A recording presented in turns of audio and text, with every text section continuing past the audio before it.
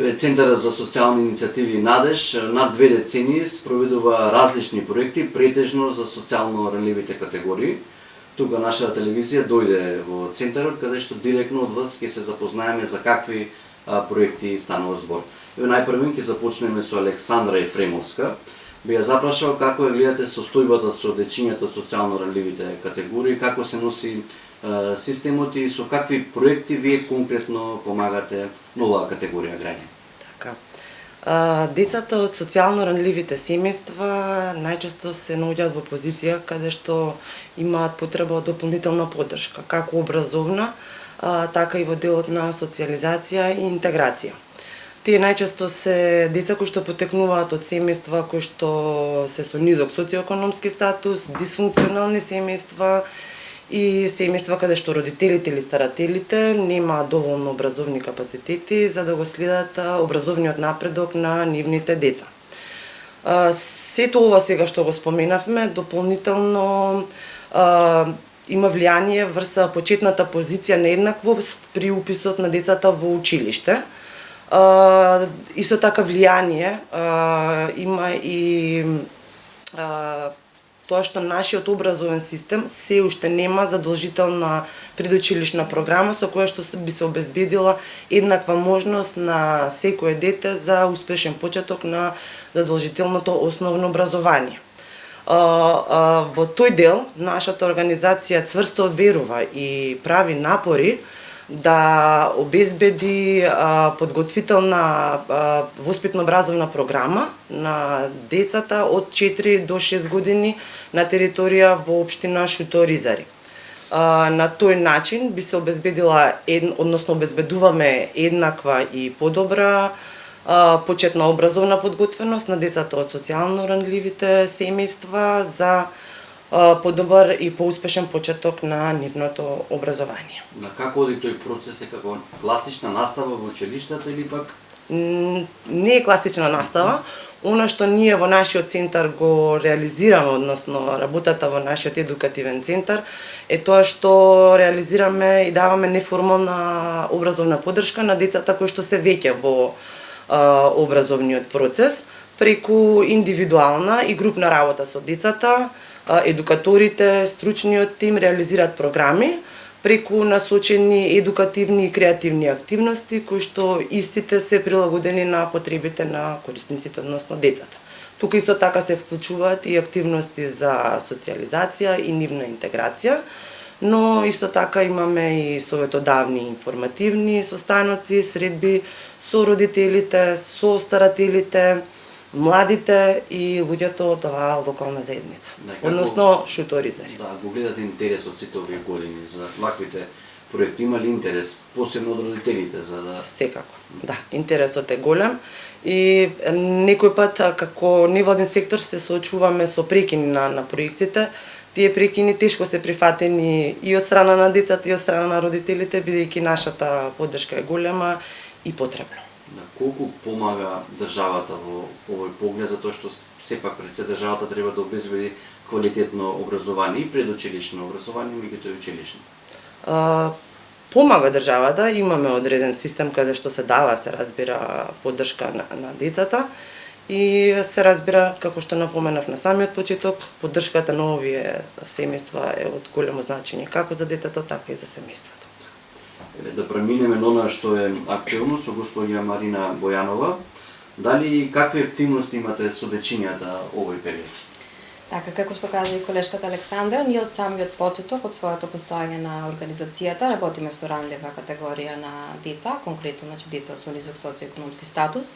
Во моментот немаме проект кој што ни е финансиран за работа со деца, бидејќи некако повеќе се посветивме на еден дел кој што некако долго време тлееше кај нас за да го реализираме. Веќе извесен период има, тоест неколку години назад, има информација каде што имаме можност да го лиценцираме нашиот центар, да бидеме давател на социјални услуги. Меѓутоа, со оглед на тоа што реализиравме тогаш одредени проекти, го немавме просторот и времето каде што можевме повеќе да се посветиме на обезбедување на простор, документација, за да можеме да го имплементираме тоа во нашата работа. Повеќе од 2 години можам да кажам, некако многу се посветивме на тој дел со наши соработници, со наши членови, каде што работевме на тоа, правилникот на Министерството за социјална политика, демографија и млади и Законот за социјална заштита, да можеме да го лиценцираме нашиот центар. И веќе минатата недела официјално го добивме решението, каде што сега сме лиценцирани во тој дел, го лиценциравме центарот како дневен центар за деца во ризик. Што значи тоа за нас? Тоа за нас значи дека ние, тоест всушност ние дополнително на сето тоа кога го добивме решението, поднесовме документација каде што имаше објавено јавен конкурс за да добиеме средства од истото министерство за да можеме да ја работиме таа работа со нашата целна група тука каде што се наоѓаме. Тука децата би доаѓале 5 дена во неделата, од понеделник до петок, 8 часа, каде што со нив ќе работи и стручен кадар, воспитувач, неговател и ќе имаат активности со овие деца. Активностите Александра веќе ги кажа кои што ги имаме со овие деца, меѓутоа ние ќе имаме посебен акцент во делот за социјалната поддршка за овие деца, бидејќи како што кажува и самиот назив се работи за социјални услуги, така да повеќе го имаме тој социјален аспект. И освен работата со деца што ќе имаме и поддршката, социјалната поддршка за родителите. Од голема важност ни е оваа поддршка, бидејќи тука значи дека ќе имаме континуитет во нашата работа, со оглед на тоа дека претпоставувам дека знаете како функционира невладиниот сектор, како имаме проекти, така реализираме активности, а ова некако ќе ни го обезбеди тој континуитет на да можеме да работиме со оваа целна група повеќе време. Да, рековте 8 часа, за каква возраст станува збор, колку до сега, дали има пријавено, воопшто ли допрва ќе треба да се тече процесот? Возраста на децата е од 6 до 14 години, односно деца што се во формално образование, иако ние нашите активности што ќе ги реализираме тука, повеќе ќе бидат на тој неформален начин со како што кажа, социјална поддршка, креативни, спортски, рекреативни активности и слично. Тука вака сега ние мора да имаме некако на некој начин поинаков е системот како треба всушност да ги вклучиме тие деца. Иако ние имавме една подготвителен период за работа со тие деца, сакавме ние да видиме бидејќи испитана е работата на терен, со одење на терен да се види семејствата, да се види каков е статусот со семејствата, со децата, дали одат, дали не одат на училиште, бидејќи во оваа целна група всушност спаѓаат особено деца кои што не се во образовен процес од одредени причини. Сега ние имаме таа некоја подготвителна група со која што би можеле да започнеме, но сепак сето ова и финалната група, односно финалниот список на деца кои што би доаѓале во центарот, сепак оди во соработка со Министерството, со Центарот за социјална работа, каде што ќе треба да исполнат одредени критериуми за да може да се вклучат во нашиот центар. Да, ако има интерес, како што велите, значи не е до родителите, до децата дека не сакаат да следат настава, туку едноставно дека системот треба народски кажано да ги подгурне за да дојдат на училиште. Тоа е таа алка која што недостасува можеби за овие дечиња да седнат на училишна клупа. Тука има многу предизвици. Тоа е направено, значи навистина е непресушен извор за да добиеме информации од самите родители. Се менуваат генерациите, доаѓаат нови генерации. Меѓутоа сепак напорите што ги имаме ние како граѓански сектор за да успееме се повеќе да се направи напредок кон тоа го правиме низ годините, значи во секој случај да ја направиме таа промена за да можеме да помогнеме и тие во тој да им го лесниме процесот на родителите да можат да го следат тој формален образовен процес, тоа самите деца да го следат образовниот процес. Ако би можела да надополнам колешката, бидејќи тоа е еден заеднички процес каде што ние како организација, односно нашиот тим, во заедничка соработка и координација со семејството и со училиштето заедно работиме да го надминеме тој предизвик. Значи тимската работа и поврзаноста е цело време присутна во нашата работа. Како што најав на почеток, вашата организација постои и функционира над 2 децени со различни проекти, снимале вакви исти или слични проекти. После завршувањето на посетата на дневниот центар на дечињата, каде тие дали продолжуваат со образованието, дали оформуваат семејства, каква е нивната социјална инклузија во процесот, во општеството? Тоа е наша работа што сега ние дополнително ќе го правиме, бидејќи се уште не сме влезени, како што ви кажа, во тој цел процес, ние само што го лиценциравме центарот. Меѓутоа ние до сегашните активности и проекти што сме ги правели ги следиме резултатите. се случува да имаме тука, ајде да кажеме, генерации на дечиња кои што го посетуваат центарот заради тоа што го сметат како некое нивно каче, семено каче, каде што имаме задружења, бидејќи сепак и во општината Шуто-Оризари генерално сме препознатливи со нашата работа, каде што имат простор и за дружење, и за учење, за разни активности, екскурзии сме организирале, значи разни кампови исто надвор од Скопје. Сето тоа ни е зависно, како што кажат, и од самите проекти. Вака, ако немаме здрави семејства, ќе немаме и здрави ученици. Прашање за Катерина Дуртанова: каков тип на помош обезбедувате во Центарот за семејствата од социјален риск? Вака, главниот фокус во нашата работа во Центарот се децата, меѓутоа нашата работа ја насочуваме, нели, видливо за јавноста дека фокусот се децата, меѓутоа нашата работа ја насочуваме кон работа за целото семејство, бидејќи напредокот кај детето не го гледаме без да се стабилизира семејната средина во која тоа расте. Нашата работа секогаш започнува со идентификување на семејствата, што тоа го правиме преку редовна теренска работа, дури кога немаме активен проект.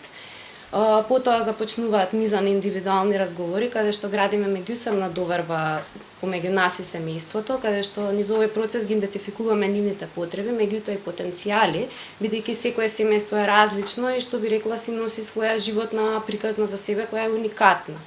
Работата со децата во Центарот, директната работа, ја надополнуваме со работа со семејствата, бидејќи тогаш напредокот кај децата е највидлив. Детето добива поддршка во нашиот центар како една безбедна средина, а паралелно родителите, односно целото семејство, добиваат алатки и капацитети за да го одржат тој напредок и надвор од центарот.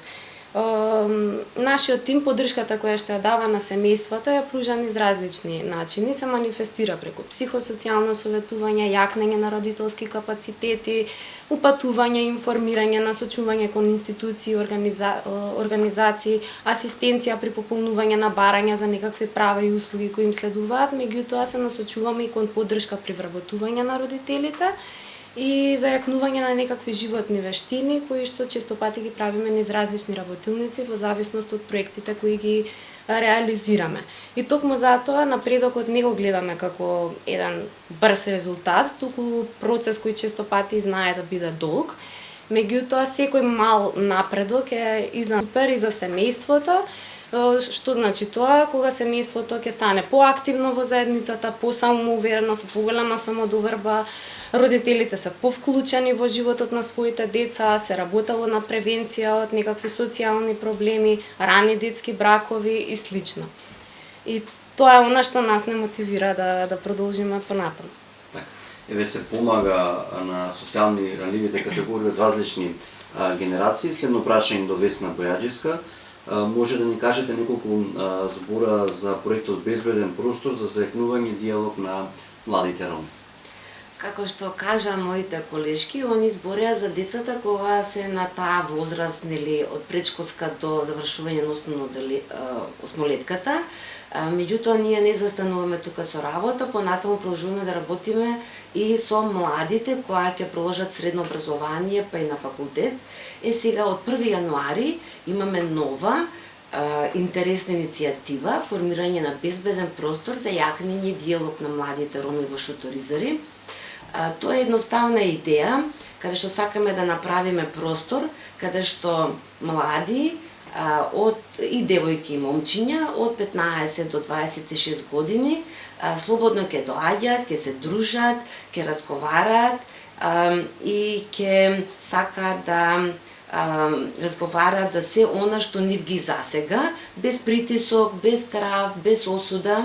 Нашата цел е да инициираме и теми за кои што многу ретко се разговара или воопшто, како што се раните бракови, како што е родовото и сексуалното насилство, дискриминација, врснички притисок, еднаквост, и нема да има предавања, не е нашата цел таква, него преку разговори, слушање и меѓусебна поддршка.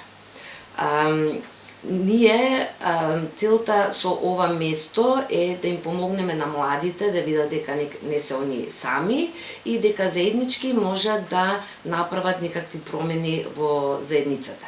Колкав ќе биде интересот, не знаеме. еве јавно ве покануваме дојдете после 6 месеци, па можеме тогаш да ви кажеме како работиме, како ќе тече работата на центарот. Така, сепак се работи за голем број проекти со нели за инклузија на младите роми, на дечињата и слично. Како се снаоѓате со обезбедување на простори? Прашањето нели претходно го постав колку помага државата, меѓутоа колку ве прифаќа средината тука каде што сте моментално лоцирани во Шутово Ризави? Па ние работиме 28 години овде, значи нашите простори се овде, ние нон-стоп сме тука. Не значи дека ако еден проект заврши, ние кој да ни се обрати дека ние ќе го вратиме затоа што проектот завршил. Значи имаме стекнато доверба кај населението, млади луѓе како деца кои што доаѓале овде не посетувале, понатаму станале родители, па ги праќаат нивните деца затоа што ние располагаме со многу богата библиотека, доаѓаат книги да позајмуваат. Ако немаат компјутери, доаѓаат да ги користат и тие алатки. Ако имаат потреба од некаков совет, исто доаѓаат. Не секој пат ние работиме исклучиво спрема активностите и целите на некој проект. Него ние сме овде, знаат дека сме тука и секој кој што има потреба се обраќа кај нас. Проведувате, како што претходно ми кажавте, и повеќе проекти околу реинтеграција на повратници. Би ја запрашал господја Татјана Димитрова нешто повеќе околу тоа да ни каже. Да, вака. Враќањето дома по долг престој надвор од државата за многу семејства представува навистина голем предизвик, бидејќи тие се соочуваат со потешкоти, бидејќи освен што треба нели да обезбедат основни услови за живот повторно дома, да се вклучат во образовниот процес, на пазарот на трудот, сепак тоа не се нели мали предизвици. Па затоа на ова поле нашата организација работи уште од своето основање и во овие 28 изминати години има реализирано бројни проекти за реинтеграција на повратници. Целта заедничка на сите овие програми е да понудат една сеопфатна, континуирана и индивидуално креирана поддршка за секое поединечно семејство кое се враќа во државата. Во моментот организацијата работи на две активни програми за реинтеграција на повратници. Едната од нив е Европската програма за реинтеграција на Frontex. Оваа програма започна со реализација во нашата земја пред 4 години и во рамки на оваа програма нудиме два вида на пакети, би рекле, за реинтеграција. Едниот вклучува поддршка на семејствата веднаш по пристигнувањето во нашата држава, во време трајање од првите 2 недели по пристигнувањето. И овој тип на поддршка опфаќа уште пречек при самото пристигнување на аеродром во државата на семејството, обезбедување на превоз доколку им е потребно до местото на живење и во ситуации кога немаат веднаш дом или место за престојување, обезбедување на привремен престој во тие први 2 недели по пристигнувањето. Понатаму поддршката продолжува со вториот пакет, би рекле. Тоа е пакет за подолгоречна поддршка, кој вклучува поддршка во наредните 12 месеци. И во рамки на овие услуги спаѓаат поддршка при домување, образование, вклучување на пазарот на труд, исто така медицинска или правна поддршка. Значи, сето тоа зависи од индивидуалните потреби на секое семејство. Затоа со секое семејство се работи индивидуално, се прави проценка на потребите и план како оваа реинтеграциона поддршка ќе се реализира. Во рамки на оваа програма во изминатата 2025 година организацијата пружи реинтеграциона поддршка на вкупно 30 семејства повратници од различни европски земји. Втората активна програма на која работиме е програма за реинтеграција на повратници од Белгија, финансирана од АМИФ. Исто така, значи, како и претходната програма, истиот тип на услуги ги содржи и оваа програма. И изминатата година пруживме поддршка на вкупно 12 семејства кои се вратија од Белгија. Во сите овие програми за реинтеграција, она на што особено се дава акцент во работата е социјалната интеграција на семејствата, односно да им се улесни нивното повторно обединување со семејството и со луѓето од нивната социјална мрежа пред се, значи да ги обноват оние контакти и пред се да се вклучат во образование, особено ако се работи со семејства кои имаат деца. Голем дел од нив, да речеме, биле долги години надвор од државата, кај некои децата се дури родени надвор од државата, па имаат потешкоти со говорење на јазикот, значи приоритет се дава на поддршката околу вклучување на овие лица во образование. Исто така друг важен сегмент во процесот на реинтеграција е економската самостојност.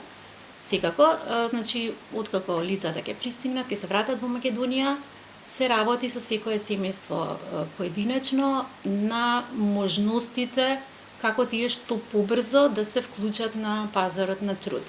Значи, доколку имаат одредено образование и вештини, се упатуваат во агенции и сервиси за вработување, во одредени случаи се прави план за доквалификација или одредени обуки, за да можат полесно да најдат работа, или за одредени семејства кои сакаат, ќе се одлучат да започнат со некој мал бизнис, им се помага во процесот на изработка на бизнис план, набавка на некои основни, значи основна опрема, материјали за почеток, за да можат да се снајдат и да почнат со генерирање на некакви приходи, да можат самите да се издржуваат.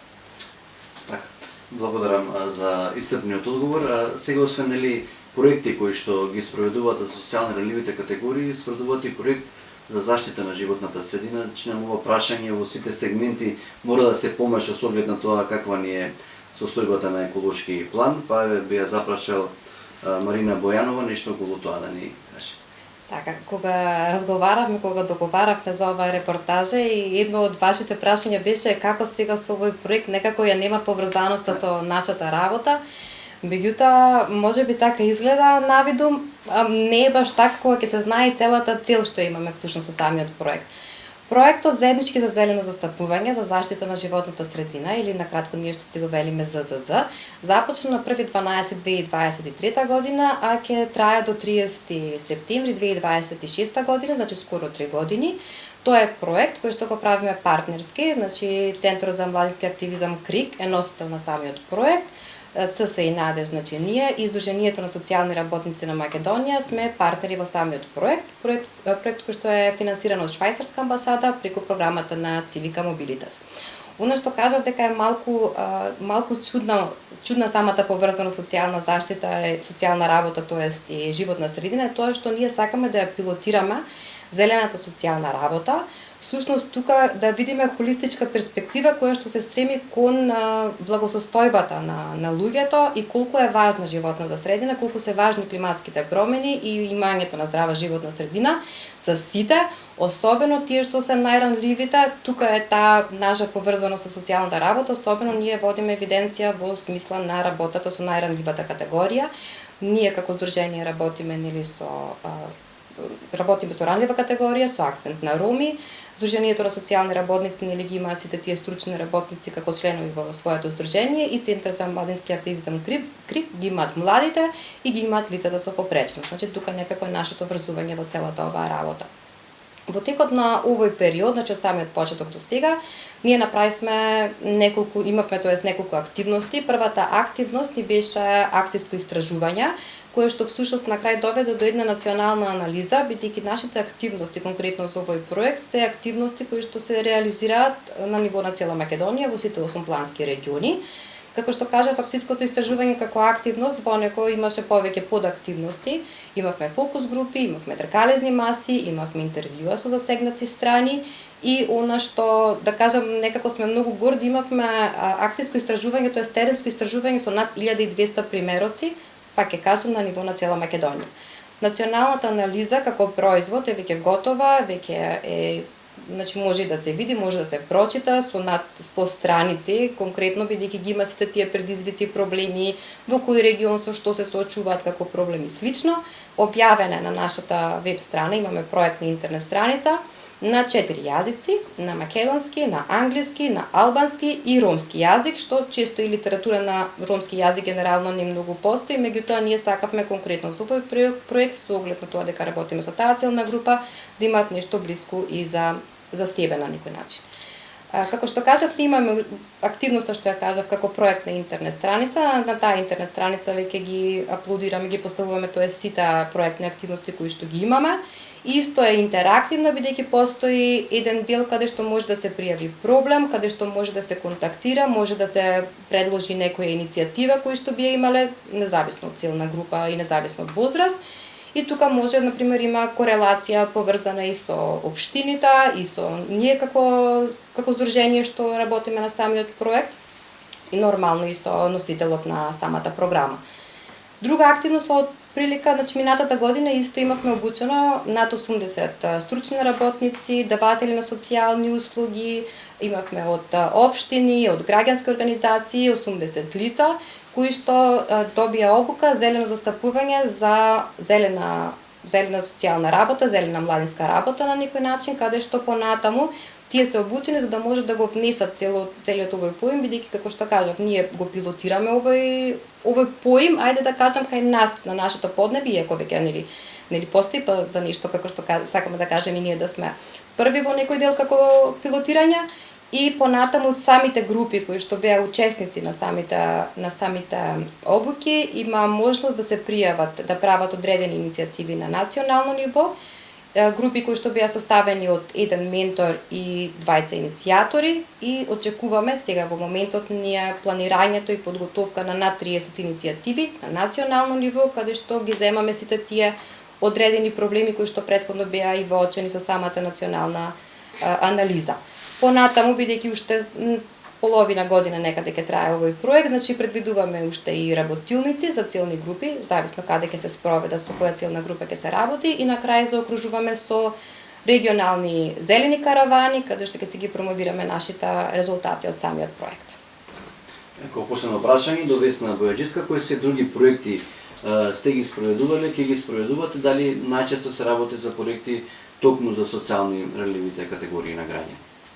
Вака, јас морам првен да спомнам од почеток, нашата организација се основаше уште 97 година и мотивацијата за незиното основање беше да се овозможи да се пружи надеж таму каде што недостасува и да обезбедиме конкретна помош која што ќе донесе промени.